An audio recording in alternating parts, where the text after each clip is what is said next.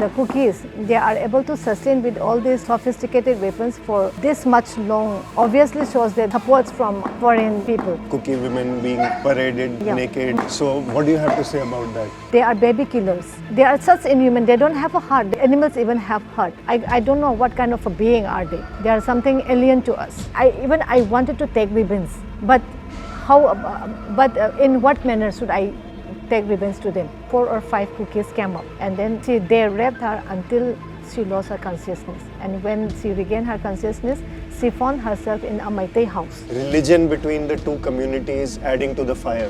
He also openly said that they are interested in creating a Christian country by taking some parts of the land from Burma, Bangladesh and from India. Someone is keeping the pot boiling. Kukis are also suffering because you see the rich Kukis are enjoying their lives, but all those poor people, they are hiding in forests. We also feel pity for them. I myself save this Kuki family, taking risks of our own lives since we love them. And again, so many Kukis also helped our Meiteis during their evacuation from Chuchampur.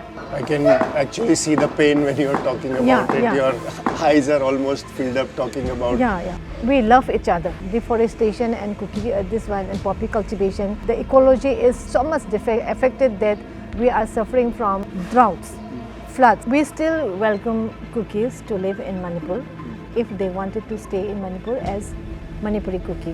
Manipur के लोगों की आंखों में बहुत सारा pen, बहुत सारा गुस्सा और पेंट अप इमोशंस दिखाई देते हैं। बट इसका रीजन सिर्फ 2 कम्युनिटीज कुकी और मैतेइस की लड़ाई ही नहीं है, बल्कि बहुत सारे vested interest, global geopolitical influences, narco terrorism और भी बहुत सारी चीजें इन्फ्लुएंस कर रही हैं। और इस वजह से ना सिर्फ मणिपुर के लोग बल्कि यहाँ का एनवायरनमेंट तक सफर कर रहा है। So in my very first on-ground podcast, let us talk about all these things and much more. Hi ma'am, very good morning and thank you for your time. आप जो दे रहे हैं to discuss about the current situation that is there in Manipur, the conflict that is happening and your views about it.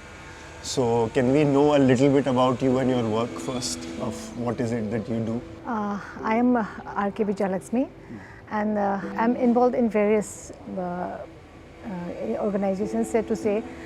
SOLS is an organization which the members are from the missing families and the martyred family, and the long form of SOLS is SOLS offered unitedly for a illustrated society. And here we demand about the missing people, the closure of the missing people. We wanted the whereabouts of the missing people and the justice in one sense. And tomorrow also we have a hearing in the Supreme Court. And again, I also work about the indigenous people of Manipur. There's also an organization where all the 25 tribes of indigenous Manipuri are there. And there we are trying to protect the minority tribes, indigenous people tribes. We sponsored the children of the missing people and the martyred family.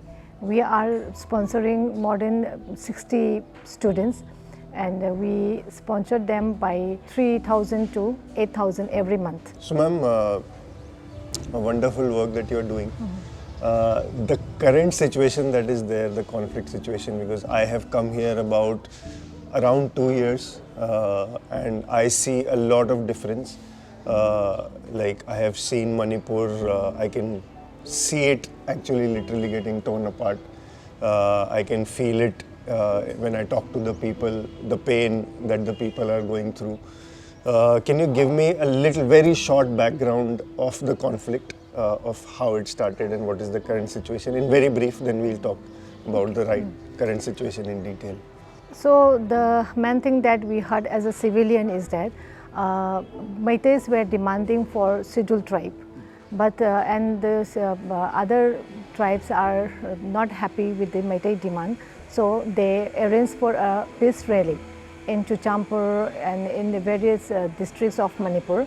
But in Chuchampur, in More, the peace rally turned hostile, and then these Kuki people with their holding these sophisticated weapons, they they attack the Meitei areas, and they burn down the Meitei houses, and the ethnic cleansing of Meiteis were done by the Kukis on that very day itself. And again, this peace rallies were also participated by different Naga people also, but in Naga areas this kind of atrocities didn't happen. And they after knowing that the Kukis are attacking the Meiteis in such a way, the Nagas they no longer took part in that peace rally. And so this atrocity started in Chuchampur and followed by More. And so so many people got displaced. They are now in different relief camps in Imphal area and in the valley areas. And so this is how, as a civilian, we perceive. But the actual strategies, the actual cost of the this conflict is also known to almost all the people. But this is what at the start of the so that is how it started. Yeah, it started. Right, and so there is a lot of then we heard that the actual ground reality is that like there are external international political forces, geopolitical forces working to create problems and unrest, especially through Burma and China. So a little bit about that, can you elaborate? Yeah, these narratives came later on. This is the actual cost of the conflict. But the what I just narrated is what we heard before. But the narrative changes from the time to time. And again, so we came to know that so many external aggressors are there because of the dead bodies that we found. And again, you see, the Chief Minister of Mizoram, he also openly said that they are interested in creating a Christian country by taking some parts of the land from Burma, Bangladesh, and from India. And so, from our point of view, we Meiteis are fighting for Manipur. Fighting for Manipur in one sense is fighting for the integrity of India, fighting for the integrity, I mean the boundary of India. So it's so Meiteis are fighting for India only. And again, so since external aggressors are there, they are attacking India in one sense. So the Indian people, the Indian mainlanders must also understand this point of view, and they should also support, and they should also help us in fighting this. We cannot say war, but in this mayhem. So now it has almost been 1.5 years, I think a little bit more than 1.5 years, that this conflict is going on. And still one-off incidences are happening here and there. Like very recently, the 6 people thing that happened, because of which right now there is a kind of a curfew situation in Imphal, and the mobile networks are also banned. So why do you think this is stretching so much till now? What is it that is happening actually on ground? From Meitei side and from the Kuki side, what is happening from both the sides? Actually, someone is keeping the pot boiling, and so whenever the Kukis don't attack, we find peace in valley areas. Whenever the Kuki attack, then the peace is no longer there. That means someone is keeping the pot boiling. And again, so many conspiracies are there. And again, the most important question that we wanted to ask is, how come the Kukis, they are able to sustain with all these sophisticated weapons for this much long months? This obviously shows that there are external aggressors, and so there are supports from foreign people. So, and again, we are just defending ourselves. We Meiteis are simply defending ourselves. We never attack. And again, the thing is, Kukis are always attacking us whenever they want. When they find, whenever the peace is sustained for a longer time, then another attack from 4 angles will be there. They will attack not only in one side, but they will attack from more than, say, 4 or 5 locations. and then they used to kidnap people whenever they want. And again, you see, the people are suffering in such a way that we never expect that 8-month-old infant will be killed in such a cruelty, in such a inhuman manner. We never expect it. And again, you might have seen the picture also. And again, the one who is only 2 years old, the look, the innocence in his eyes, and how the mother hold her baby, and she was, you know, holding her baby tight as if someone is going to snatch away her baby. And so they don't have, they also have their own kids, their child, their wives and all. And so war against the women and children, it's very unacceptable.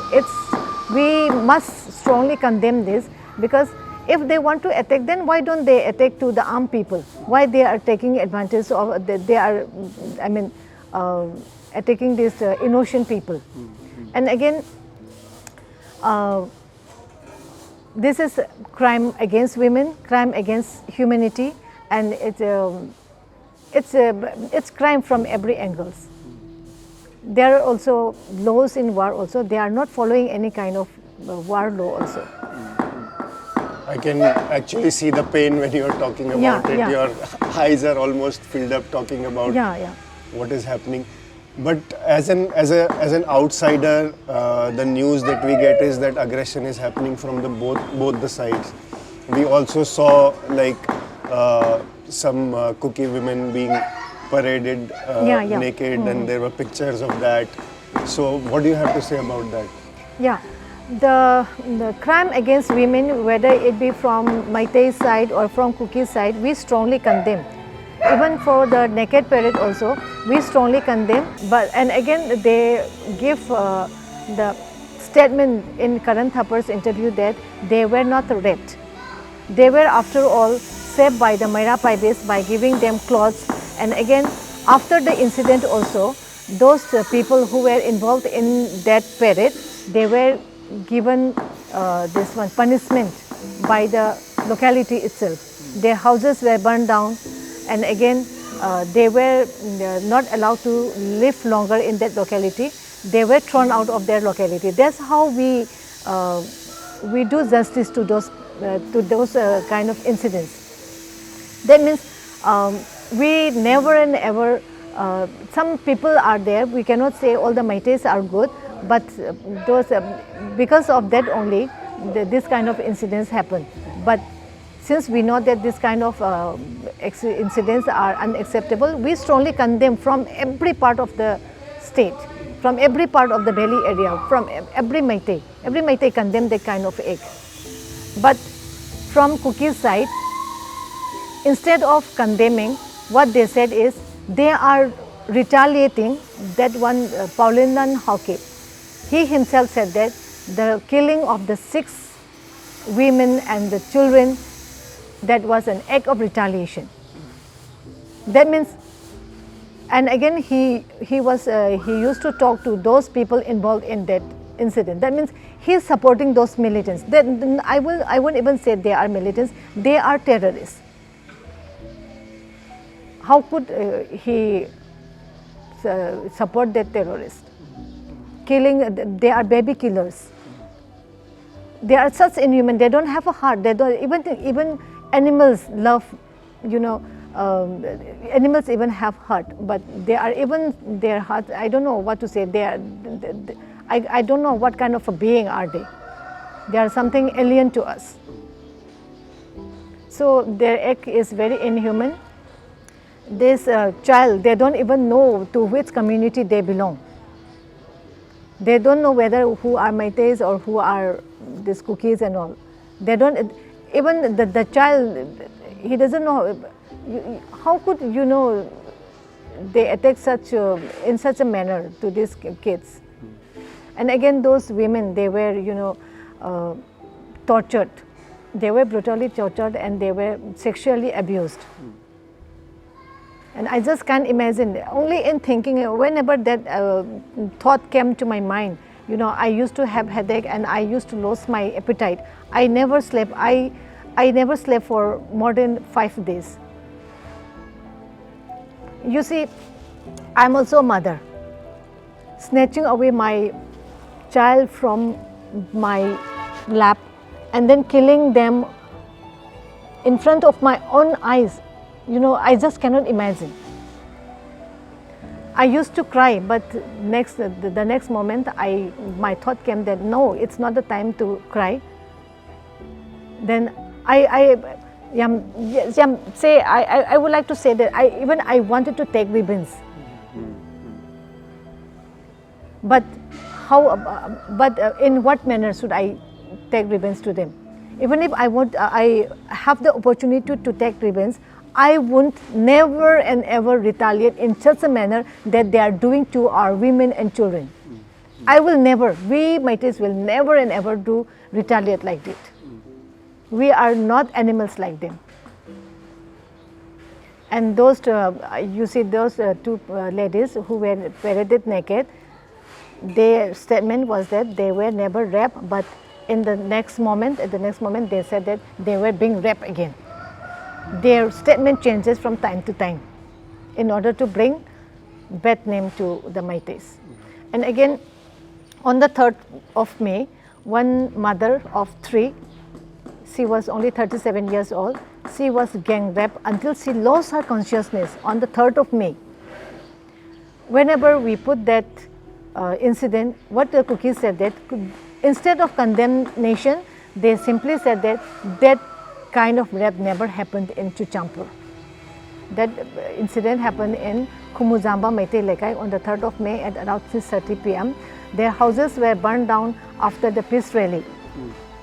And then they were fleeing for their lives. They were running for their lives. The mother, she was holding her 2 kids and 1 baby on her back. And then the baby on her back was her sister-in-law's child, 2.5 years old. And again, when they were running, she stumbled and she fell down. And then after running half kilometer from her house, at that time she hurt herself very much that she was unable to stand up. And then they were running with her sister-in-law. Her sister-in-law was also holding a baby. And then she called her sister-in-law and she asked her to take her baby and the 2 kids. So her sister-in-law insisted her to go along with her, but she forced them to go, and since she was not able to stand up, she was very much hurt. And then while she managed to stand, 4 or 5 Kukis came, and then they began to abuse her sexually. And then she shouted for help, but there was no one. None came to help her. And after that time, another 4 or 5 Kukis came up. And then they raped her until she lost her consciousness. And when she regained her consciousness, she found herself in a Meitei house. So she never disclosed that incident, not even to her husband. She kept that incident to herself because since we Meiteis belong to a very conservative society, we are very much afraid that what will people think of me, how will people react if I said that I was being raped and all. So she kept that incident to herself until and unless she suffered from her abdominal pain very seriously. So she decided to go to RIMS hospital, and then she waited there for more than 1 hour, and then that she lost her guts to visit the doctor. Then she came back again without visiting the doctor. And again after that, since the pain became unbearable, she again went to Jennings Hospital. There I met her. Then I saw her coming with another lady. And then I came with another woman. We two met this lady, and she was crying. And so we asked her why she was crying in such a manner. And then at that time the doctor advised her to go for an FIR. Since the doctor came to know that she was sexually abused, she was raped. That was after 3 months of that incident. Then only we helped her file the FIR, and that's how we came across this. That's how I exposed her to the, and in helping her FIR and all those representation and all in Gita Mittal. So her case will be, the hearing will be tomorrow on Monday at around 10:30. So these are the atrocities that we have been suffering. And again, I know that she's not the only victim. Rape victims, so many rape victims are there from Chuchampur on 3rd of May. But since most of we Hindus, we are Hindu, so we are very conservative. As you know, you yourself is also Hindu. So since we are very much afraid of the society, almost all the victims, they fail to turn up. If I try to find out, I can, but without their voluntary, I mean, if they don't want to come up, then I don't want to force them. That's why I never go and search for them. But this rape victim, actually, she also don't have the guts, but because of her illness only, she exposed. She got exposed. That's how we came across her. Ma'am, since you mentioned about being Hindu and being conservative, do you feel that religion between the two communities is playing like fire in the entire thing, adding to the fire? Yeah. So the Kukis, they used to play this religion card. So they are seeking help from all the Christians around the world, and the Christian also, they are helping them. But besides being Hindu, we never played Hindu card. India, Hindustan, its majority is Hindus, but still we never played Hindu card. But the Christians all over the world, they are sending so much money in terms of millions and millions, and they are using those money in the wrong way. Instead of helping the people, their own people are also suffering. People from Imphal, they are also got displaced in different parts of the relief camps, but they don't have their own people. They are using the money in buying all those sophisticated weapons and all. So we know Kukis are also suffering, because you see the rich people, the rich Kukis are enjoying their lives, but all those poor people, they are hiding in forests. We also feel pity for them. And I myself save this Kuki family, taking risks of our own lives from Langol, since we love them. And again, so many Kukis also held our Meiteis during their evacuation from Chuchampur. So it's the external aggressors only that's creating enmity between this Kuki and Meiteis. Those people whom we were living from the last so many decades, we love each other. It's this one external aggressors that's playing this card of hatred. Ma'am, you were also mentioning when we were talking that you have been a teacher and you have taught so many Kuki students as well. So you want to tell about that? Like now, what is the scenario? Are you in touch with anybody? Have you spoken to anyone? Like the students that you have taught? Have you been able to like in contact with anyone, or do you get to speak to anyone, or no, that is like that door is closed? Yeah, but for the students, since I left teaching in 2016, I lost my contact with them. But the friend whom my family saved, the Kuki family, we used to talk sometimes. But he's reluctant to talk to me because if we talk in Manipuri, Meitei language. So he said jokingly that when I talk in Meitei Long, there's something. So I feel reluctant in talking in Meitei Long. That's how. But he said that there will be a time, there will still come a time where we can live together. He's hoping that way, and I'm also hoping that way. So, like, probably to almost end the conversation, what do you feel is the solution to what is happening? How can this end, and can there be like normalcy like before? Or if it is possible, how much time will it take? I think it will take a long time, because it's not only physical. We are not suffering only physically, but there's emotional. We are suffering from emotional point of view also. So after the killing of this these 3 women and 3 children, our emotions are becoming very high, and this because of this incident, I think the hatred between these 2 communities, it's up to the peak now, and so we are falling prey. Actually, we are falling prey to those strategies created by some people.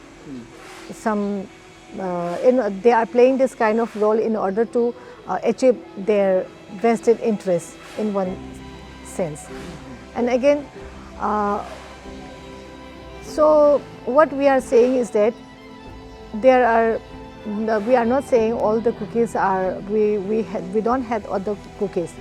I am telling you that I have cookie friends also, and so those if I accept those cookie families, then obviously they must have loved me also, right? So this way, so many cookies save Meiteis, and so many Meiteis save cookies, and this there must be some love relation between those people.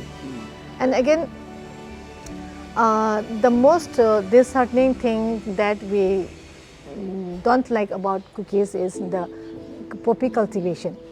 They are, practicing this poppy cultivation in such a manner that they have to deforest all those the hilly areas which belongs to, where cookies settled. They don't belong actually to cookies, but where cookies settled. That means, and because of that, the deforestation and and poppy cultivation, the environmental, the ecology is so much affected that we are suffering from, we are facing some droughts, floods. This was never expected in Manipur. No AC was required in Manipur, but because of this poppy cultivation, we are suffering from weather changes, and you see, and poppy cultivation means the use of urea and all. And the urea will be flown to these rivers, and it will be contaminated. Yeah, it's contaminated. And now people are, the cancer patients, the percentage of cancer patients is increasing rapidly.